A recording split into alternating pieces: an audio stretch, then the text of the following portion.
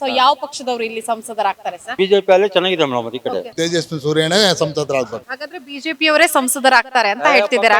Doubt ಇಲ್ಲ madam ಅವರೇ. So Michael layout ಅಭಿವೃದ್ಧಿ ಆಗಿದ್ಯಾ ಹೇಗೆ ಸರ್? ಇವರು ಬಿಟ್ಟಿ ಬಾಗಿಲು ಕೊಟ್ಕೊಂಡು ಎಲ್ಲಿ ಯಾವ್ದು ಡೆವಲಪ್ಮೆಂಟ್ ಇದೆ ಅಮೌಂಟ್ ಬಿಡ್ತಾ ಇದಾರೆ ಹೇಳಿ, ಯಾವ್ದು ಬಿಡ್ತಾ ಇಲ್ಲ. ದುಡ್ಡೇ ಇಲ್ಲ ಅಂದ್ರೆ ಹೆಂಗ್ ಡೆವಲಪ್ಮೆಂಟ್ ಮಾಡ್ತಾರೆ? ಹೆಂಗೆ ಏನು ಅವರು ಸ್ವಂತ ಜೋಬಿಂದ ಹಾಕಕ್ಕಾಗತ್ತ? ಅವರು ಬಿಟ್ಟಿ ಭಾಗ್ಯ ಎಲ್ಲ ಕೊಟ್ಟು ಸರ್ವನಾಶ ಆಗಿದೆ. ಇವಾಗ ಕುಡಿಯಕ್ ನೀರಿಲ್ಲ. ಕಾಂಗ್ರೆಸ್ ಗವರ್ಮೆಂಟ್ ಇದೆ, ಹೇಗೆ ಆಡಳಿತ ನಡೆಸ್ತಾ ಇದೆ? ಕಾಂಗ್ರೆಸ್ ಚೆನ್ನಾಗೇ ಇದೆ, ಅಲ್ಲಿ ಗ್ಯಾರಂಟಿಯಿಂದ ಹಾಳಾಗೋಗಿದೆ. ಯಾರೇನ್ ಮಾಡಕ್ಕಾಗತ್ತೆ ಮೇಡಮ್? ಬಿಟ್ಟಿ ಭಾಗ್ಯ ಕೊಡಕ್ಕೆ ಸರಿ ಹೋಗುತ್ತೆ, ಅನುದಾನ ಎಲ್ಲ ಕೊಡ್ತಾರೆ. ನಮ್ಮ ಬೆಂಗಳೂರು ಸತ್ತಲ್ಲಿ ಇವತ್ತವರೆಗೂ ಬಿಜೆಪಿ ಇರೋದು. ಯಾರು ಇದ್ರ ಗೆಲ್ಲಕ್ಕಾಗಿಲ್ಲ, ಗೆಲ್ಲೋದೇ ಇಲ್ಲ. ಮೋದಿ ಅವರ ಅಲೆ ಇದೆಯಾ ಹೇಗೆ? ದೊಡ್ಡವ್ರ ಬಗ್ಗೆ ನಾವು ಮಾತಾಡಕ್ಕಾಗತ್ತ? ನರೇಂದ್ರ ಮೋದಿ ಅಂದ್ರೆ ದೇವ್ರು, ನಮ್ಮ ದೇಶಕ್ಕೆ ದೇವ್ರು. ರಾಹುಲ್ ಗಾಂಧಿ ಅವ್ರ ಬಗ್ಗೆ ಏನ್ ಹೇಳ್ತೀರಾ? ಅಭಿವೃದ್ಧಿ ಮಾಡ್ಕೊಂಡು ಹೋಗ್ಬೇಕು ಅನ್ನೋದು ಒಂದು ಟ್ಯಾಲೆಂಟ್ ಮೈಂಡ್ ಇಲ್ಲ ಅವ್ರಿಗೆ, ತಿಳುವಳಿಕೆ ಇಲ್ಲ. ಯಾರ ಹತ್ರ ಹೆಂಗ್ ಮಾತಾಡ್ಬೇಕು, ಹೆಂಗ್ ನಡ್ಕೋಬೇಕು ಅಂತ ಕೂಡ ಗೊತ್ತಿಲ್ಲ ಅವ್ರಿಗೆ. ಮೈತ್ರಿ ಅವರು ಎಷ್ಟು ವಿನ್ ಆಗ್ಬೋದು, ಕಾಂಗ್ರೆಸ್ ಎಷ್ಟು ವಿನ್ ಆಗ್ಬೋದು? ಕಾಂಗ್ರೆಸ್ ಅವ್ರು ಗೆಲ್ಲೋದು 100% ಸುಳ್ಳು. 100% ಸತ್ಯ. ಬಿಜೆಪಿ 28 ಗೆಲ್ತಾರೆ.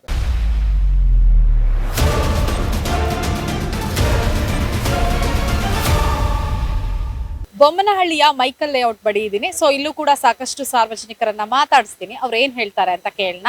ಸರ್, ಈಗ MP ಎಲೆಕ್ಷನ್ಸ್ ಹತ್ರ ಬರ್ತಾ ಇದೆ. ಸೊ ಯಾವ ಪಕ್ಷದವರು ಇಲ್ಲಿ ಸಂಸದರಾಗ್ತಾರೆ ಸರ್? ಮೇಡಮ್ ಜಯಸೂರ್ಯ ಅವರು ಬಾರಿ ಚಿಕ್ಕ ವಯಸ್ಸು, ಪಾಪ ಚೆನ್ನಾಗಿ ಕೆಲಸ ಮಾಡ್ತಾರೆ, ಕಷ್ಟಪಡ್ತಾ ಇದ್ದಾರೆ.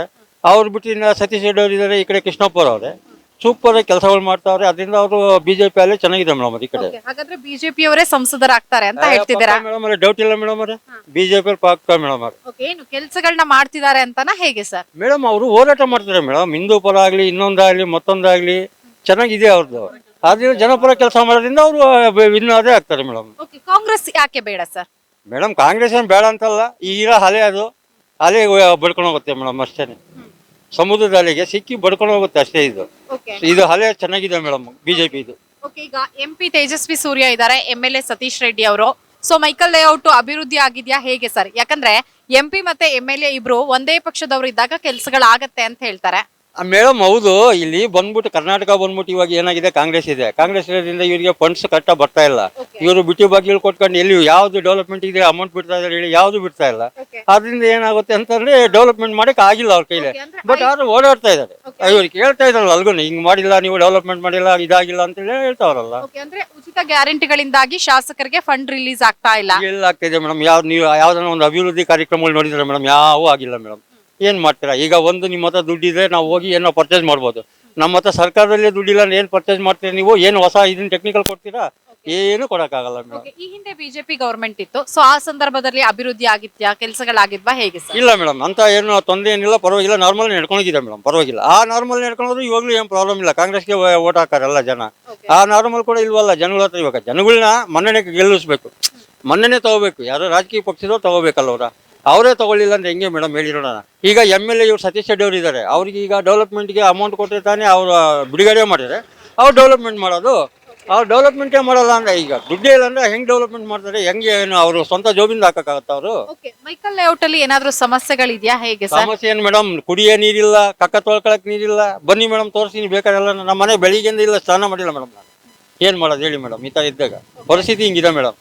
ಶಾಸಕರ ಗಮನಕ್ಕೆ ತಗೊಂಡ್ಬಂದಿದ್ದೀರಾ ಹೇಗೆ? ಟ್ಯಾಂಕರ್ ನೀರ್ ವ್ಯವಸ್ಥೆ ಮಾಡಿಸ್ತಿದಾರಾ ಹೇಗೆ ಸರ್? ಏನಾದ್ರು ಪಾಪ ಎಲ್ಲ ಅವ್ರಿಗೂ ಗೊತ್ತಿದೆ, ಎಲ್ಲ ಗೊತ್ತಿದೆ. ಅವ್ರೇನ್ ಮಾಡ್ತಾರೆ ಹೇಳಿ ಮೇಡಮ್, ನೋಡೋಣ. ಅವ್ರೇನ ಕಂಟ್ರೋಲ್ ಮಾಡಕ್ಕಾಗುತ್ತಾ? ರಾಜಕೀಯ ಶಾಸಕರ ಫಂಡನ್ನು ಬಿಡುಗಡೆ ಮಾಡೋ ಅವ್ರೇನೋ ಡೆವಲಪ್ಮೆಂಟ್ ಮಾಡ್ತಾರೆ. ಅದು ಮಾಡಿಲ್ಲ ಅಂದ್ರೆ ಏನ್ ಮಾಡಕ್ಕಾಗತ್ತೆ ಹೇಳಿ ಮೇಡಮ್? ಪಾಪ ಅವ್ರ ಶಾಸಕರು ಕೂಡ ಅದಿದ್ದ ಕಥೆ ಅಷ್ಟೇ ಮೇಡಮ್. ಕಾಂಗ್ರೆಸ್ ಗವರ್ಮೆಂಟ್ ಇದೆ, ಹೇಗೆ ಆಡಳಿತ ನಡೆಸ್ತಾ ಇದೆ ಮೇಡಮ್? ಸ್ಟೇಟ್ ಅಲ್ಲಿ ಪಕ್ಕ ಚೆನ್ನಾಗಿದೆ, ಇರೋದೇನಾಗ್ತದೆ, ಕಾಂಗ್ರೆಸ್ ಚೆನ್ನಾಗೇ ಇದೆ. ಅಲ್ಲಿ ಗ್ಯಾರಂಟಿಯಿಂದ ಹಾಳಾಗೋಗಿದೆ. ಯಾರೇನ್ ಮಾಡಕ್ಕಾಗತ್ತೆ ಮೇಡಮ್ ಹೇಳಿ ನೋಡೋಣ. ಅಂದ್ರೆ ಗ್ಯಾರಂಟಿಯಿಂದಾಗಿ ರಾಜ್ಯದ ಅಭಿವೃದ್ಧಿ ಕುಂಠಿತ ಆಗಿದೆ. ಹೌದು, ಖಂಡಿತ ಮೇಡಮ್. ಇದಂತೂ ಸತ್ಯದ ಮಾತು ಮೇಡಮ್. ಮಾನ್ಯ ಸಿದ್ದರಾಮಯ್ಯ ಸಾಹೇಬ್ರಿಗೆ ಹೇಳದೆ ಇದನ್ನ ಏನನ್ನ ಒಂದು ಭಾಗ್ಯಗಳನ್ನೆಲ್ಲ ಕಂಟ್ರೋಲ್ ಮಾಡಿ ಡೆವಲಪ್ಮೆಂಟಿಗೆ ಏನ ಮನ್ಸು ಕೊಟ್ಟರೆ ಆರಾಮಾಗಿ ಒಳ್ಳೆ ಸರ್ಕಾರದ ಬಗ್ಗೆ ಯಾರು ಭಯಂಗಿಲ್ಲ. ಅಲ್ಲಿ ಕೊಂಡಿಲ್ಲದ ಅವ್ರ ತಾನೇ ಏನ್ ಮಾಡಕ್ಕಾಗುತ್ತೆ ಮೇಡಮ್? ಅಷ್ಟೇ. ಈಗ ಲೋಕಸಭಾ ಚುನಾವಣೆಗಾಗಿ ಬಿಜೆಪಿ ಮತ್ತೆ JDS ಮೈತ್ರಿ ಮಾಡ್ಕೊಂಡಿದೆ. ಮೈತ್ರಿ ಬಗ್ಗೆ ಏನ್ ಹೇಳ್ತೀರಾ? ಒಳ್ಳೇದಾ ಕೆಟ್ಟದ್ದಾ? ಇದರಿಂದ ಪ್ಲಸ್ ಪಾಯಿಂಟ್ ಆಗತ್ತಾ ಹೇಗೆ ಅವ್ರಿಗೆ? ಮೇಡಮ್ ನಮ್ ಕುಮಾರಣ್ಣ ಇದಾರಲ್ಲ, ತುಂಬಾ ರಾಜಕೀಯದಲ್ಲಿ ಎಕ್ಸ್ಪೋರ್ಟ್. ಅವ್ರಿಗೆ ರಾಜಕೀಯ ಅಂದ್ರೆ ಏನು ಅಂತ ಅವ್ರಿಗೆ ಫುಲ್ ಎಲ್ಲ ಗೊತ್ತಿದೆ ಅವ್ರಿಗೆ. ಅದರಿಂದ ಅವ್ರನ್ನ ಇನ್ವಾಲ್ವ್ ಮಾಡ್ಕೊಂಡಿದ್ದ ಬಿಜೆಪಿ ಕೂಡ ಒಂಥರ ಸಪೋರ್ಟಿಂಗ್ ಇದ್ದಂಗೆ ಮೇಡಮ್. ಸಪೋರ್ಟ್ ಅಂದ್ರೆ ಒಳ್ಳೆ ಸಪೋರ್ಟ್ ಇದೆ ಮೇಡಮ್, ಪರವಾಗಿಲ್ಲ. ಈಗ 28 ಲೋಕಸಭಾ ಕ್ಷೇತ್ರದಲ್ಲಿ ಮೈತ್ರಿ ಎಷ್ಟು ವಿನ್ ಆಗುತ್ತೆ, ಕಾಂಗ್ರೆಸ್ ಎಷ್ಟು ವಿನ್ ಆಗುತ್ತೆ ಮೇಡಮ್? ಅದನ್ನಂತ ಹೇಳಕ್ಕಾಗಲ್ಲ. ಬಿಜೆಪಿ ಪಕ್ಕ ಬರ್ತದೆ ಮೇಡಮ್, ಅಷ್ಟೇ. ಯಾಕೆಂದ್ರೆ ಸೀಟು ಬಿಜೆಪಿಗೆ ಬರುತ್ತೆ. ಬಿಜೆಪಿ ಬರುತ್ತೆ ಮೇಡಮ್, ಪಕ್ಕ ಬಿಜೆಪಿ. ಮೋದಿ ಅಲೆ ಇದೆಯಾ ಹೇಗೆ ಸರ್? ಮೇಡಮ್ ಮೋದಿ ಅವರ ಅಲೆ ಇದೆಯಾ ಹೇಗೆ? ಮೋದಿಜಿ ಅವ್ರನ್ನ ಬಿಡಿಸೋ, ಅವ್ರ ದೊಡ್ಡವ್ರ ಬಗ್ಗೆ ನಾವು ಮಾತಾಡಕ್ಕಾಗತ್ತ? ಅವ್ರದ್ದು ಈಗ ಅವ್ರು ನೋಡ್ಕೊಂಡು ಎಲ್ಲವನ್ನೂ ಮಾಡ್ತಾ ಇರೋದು. ಇವತ್ತು ದೇಶ ಯಾವ ರೀತಿ ತಗೊಂಡೋಗಿದೆ ಅಂತ ಒಬ್ಬ ಸಣ್ಣ ಹುಡುಗನಿಗೂ ಗೊತ್ತಿದೆ ಅಲ್ವರ. ಅದರಿಂದ ಇವತ್ತು ಮೋದಿ ಅವರು ಅಲೆ ಇದ್ದೇ ಇದೆ. ಆ ಸಮುದ್ರಕ್ಕೆ ನಾವು ಅಲೆಗೆ ತಡೆಯೋಕ್ಕಾಗತ್ತಾ, ಆ ಥರ ಇದೆ ಮೇಡಮ್. ರಾಹುಲ್ ಗಾಂಧಿ ಅವ್ರ ಬಗ್ಗೆ ಏನ್ ಹೇಳ್ತೀರಾ?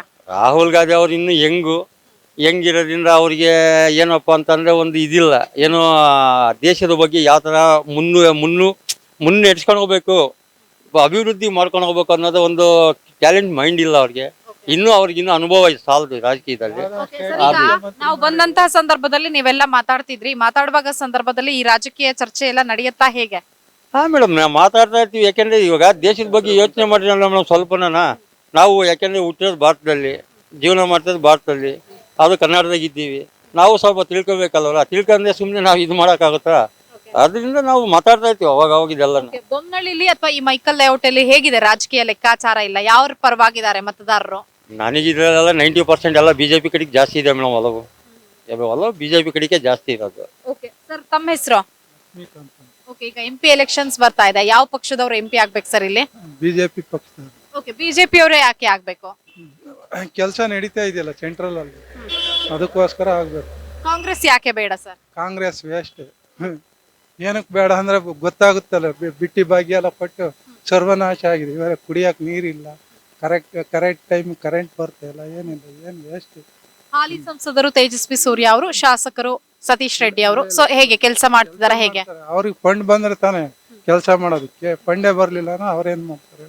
ಅಂದ್ರೆ ಈ ಸರ್ಕಾರ ಶಾಸಕರಿಗೆ ಸರಿಯಾಗಿ ಅನುದಾನವನ್ನ ಬಿಡುಗಡೆ ಮಾಡ್ತಾ ಇಲ್ವಾ? ಇಲ್ವಲ್ಲ, ಬರೀ ಬಿಟ್ಟಿ ಭಾಗ್ಯ ಕೊಡಕ್ಕೆ ಸರಿ ಹೋಗುತ್ತೆ, ಅನುದಾನ ಎಲ್ಲಿ ಕೊಡ್ತಾರೆ? ನರೇಂದ್ರ ಮೋದಿ ಅವ್ರ ಬಗ್ಗೆ ಏನ್ ಹೇಳ್ತೀರಾ ಸರ್? ಅವ್ರು ಹೇಳಕ್ಕೆ ಏನಿದೆ ಹೇಳಿ, ಹೇಳೋದೇನು ಇಲ್ವಲ್ಲ, ನನ್ನ ಕೆಲಸ ಮಾಡ್ತೇವೆ. ರಾಹುಲ್ ಗಾಂಧಿ ಅವ್ರ ಬಗ್ಗೆ ಏನ್ ಹೇಳ್ತೀರಾ? ವೇಸ್ಟ್. ರಾಹುಲ್ ಗಾಂಧಿ ಅಂದ್ರೆ ಇನ್ನೂ ಸ್ವಲ್ಪ ಅವ್ರು ಏನ್ ಮಾಡ್ಬೇಕು ಅಂದ್ರೆ, ಯಾವ್ದನ್ನ ಸ್ಟೇಟ್ ಮುಖ್ಯಮಂತ್ರಿ ಆಗಿ ಒಂದ್ 5-10 ವರ್ಷ ಕಷ್ಟ ಸುಖ ಏನು ಅಂತ ತಿಳ್ಕೊಬೇಕು. ಅವಾಗ ಏನೋ ಪ್ರಧಾನ ಮಂತ್ರಿ ಆದ್ರೂ ನಡೆಯುತ್ತೆ. ಇವಾಗ ಕೊಡೋದು ವೇಸ್ಟ್. ಇಲ್ಲೆಲ್ಲ ಹೇಗಿದೆ ಸರ್ ರಾಜಕೀಯ ಲೆಕ್ಕಾಚಾರ? ಹೇಗಿದೆ, ಯಾರ ಪರವಾಗಿದ್ದಾರೆ ಜನರು? ಇಲ್ಲೆಲ್ಲ ನನಗೆ ತಿಳಿದ ನನ್ನ 3/4% 28ಕ್ಕೆ 28 ಬಿಜೆಪಿನೇ ಬರ್ಬೋದು ಅನ್ನಿಸ್ತದೆ. ಕಾಂಗ್ರೆಸ್ಗೆ 1 ಸೀಟ್ ಬರಲ್ಲ ಅಂತಾನ? ಡೌಟ್ ಇದೆ. ಯಾಕೆಂದ್ರೆ ಜನಗಳಿಗೆ ಆ ತರ ಮಾಡಿದಾರೆ, ಏನ್ ಮಾಡಕ್ಕೆ? ಸರ್ ಅಂದ್ರೆ ಬೆಂಗಳೂರು ಸೌತ್ ಅಲ್ಲಿಯೇ ಬಿಜೆಪಿ ಪರವಾದ ಅಲೆ ಇದೆ ಅಂತ ಹೇಳ್ತೀರಾ? ಇಡೀ ಬೆಂಗಳೂರು ಅಲ್ಲ, ಇಡೀ ಕರ್ನಾಟಕನೇ ಬಿಜೆಪಿ ಅಲೆ ಇದೆ. 28ಕ್ಕೂ 28 28 ಬಂದೇ ಬರುತ್ತೆ, ನೀವೇ ನೋಡ್ಕೊಳ್ಳಿ ಬೇಕಾದ್ರೆ. ನಿಮ್ಮ ಹೆಸರು? ನಮ್ಮ ಹೆಸರು ಕೆ ಶಿವಾಜಿ ಯಾದವ್ ಅಂತ ಹೇಳಿ.